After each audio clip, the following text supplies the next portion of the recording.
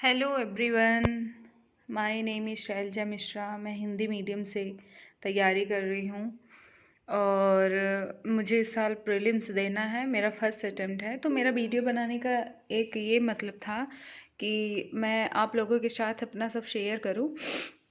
तो ये था कि मैंने 21 जनवरी तक मैंने ये टाइम टेबल बना रखा है मेरी फ्रेंड्स के साथ। तो आपने जैसे देख रखे हैं, मैंने 9 दिसंबर से, यार मेरी तबीयत नहीं ठीक थी तो मैं अपलोड नहीं कर पाई, उसके लिए सॉरी।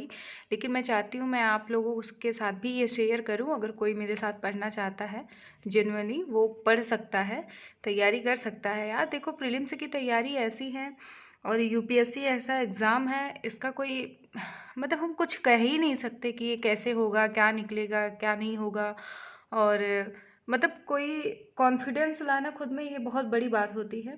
इस वजह से मैं यार कह रही हूँ कि जो भी टाइम है, अगर लेट है या जैसे भी आप पढ़ाई पे लग जाओ। तो यहाँ पे मेरा वीडियो बनाने का और ये मतलब था कि देखो, यहाँ पे मैंने एक चीज़ स्लिप भी लगाई है, कल से करेंगे तो ये शब्द आपको जीवन में कभी कामयाब नहीं होने देगा।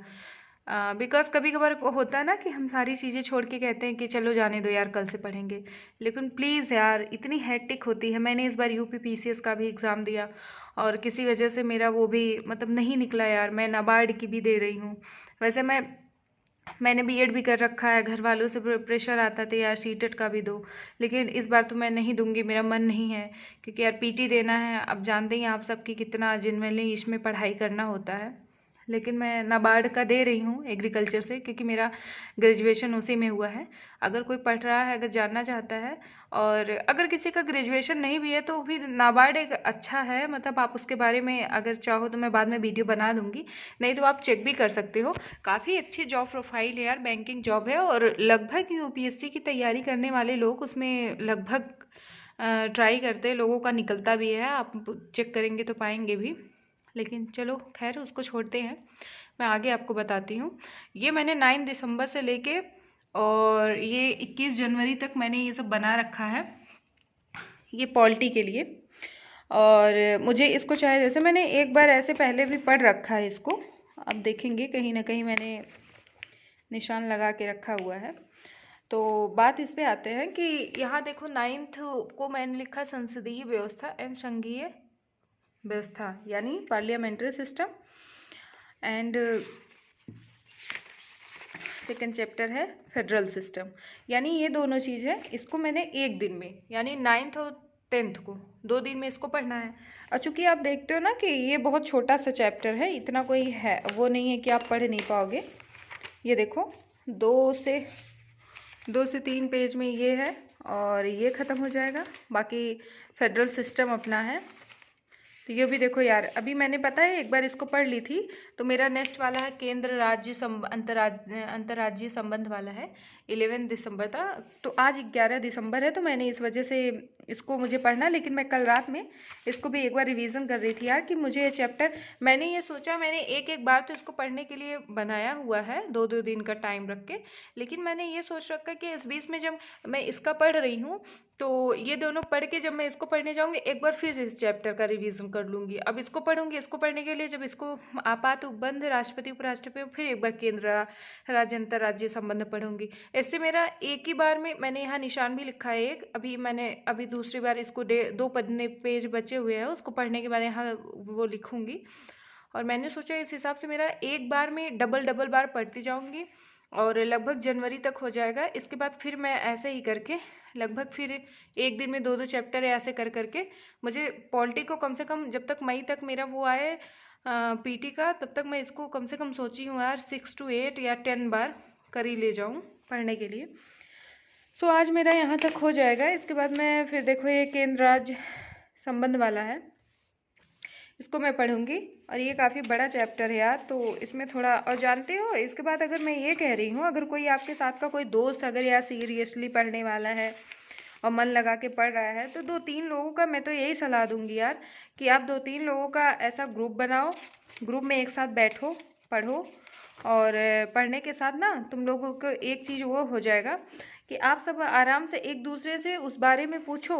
तुमने अब जैसे मैंने ये पढ़ लिया, तो अभी अभी इधर का 2 चैप्टर मैंने जो पढ़ा हुआ है, अब इसमें है, अब आपस में ये दोनों आप लोग बात कर सकते हैं।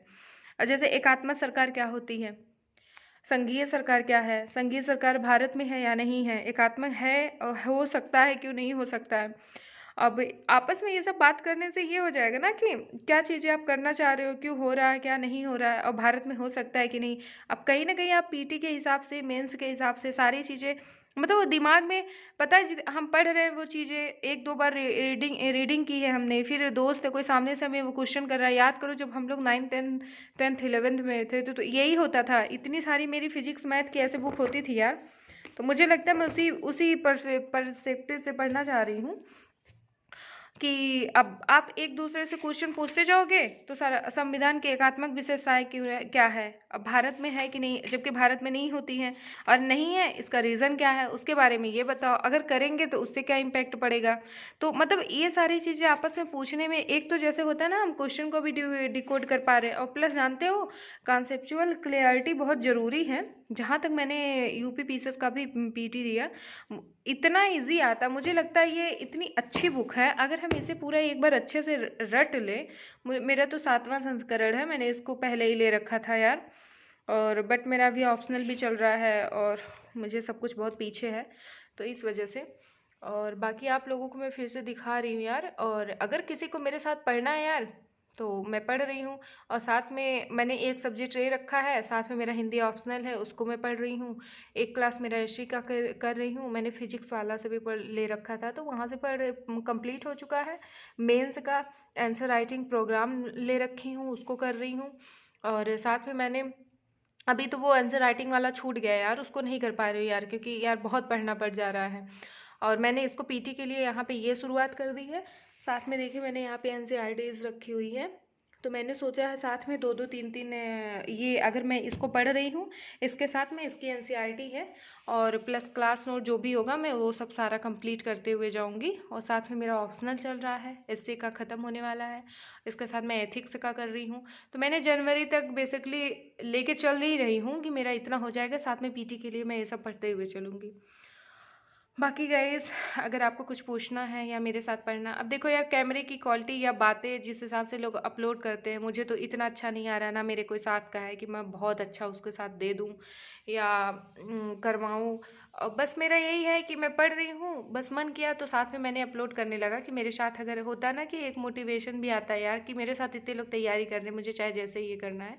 तो अगर आप लोग कोई भी करना चाहता है तो यार कर लो, मैं वैसे डायरेक्ट वीडियो बनाती हूँ, अपलोड कर देती हूँ कोई ऐसा है नहीं कि मैं ज़्यादा मतलब बताऊँ या कुछ करूँ। तो अगर आप कोई भी ऐसा करना चाहता है मेरे साथ तो पढ़ाई कर सकता है यार, साथ में करेंगे और अच्छा भी लगेगा, मेहनत करेंगे, चाहे जैसे पीटी निकालना है, और आईएएस तो बन के रहना है, कुछ भी हो जाए। ठीक है, thank you, all the best guys, bye bye.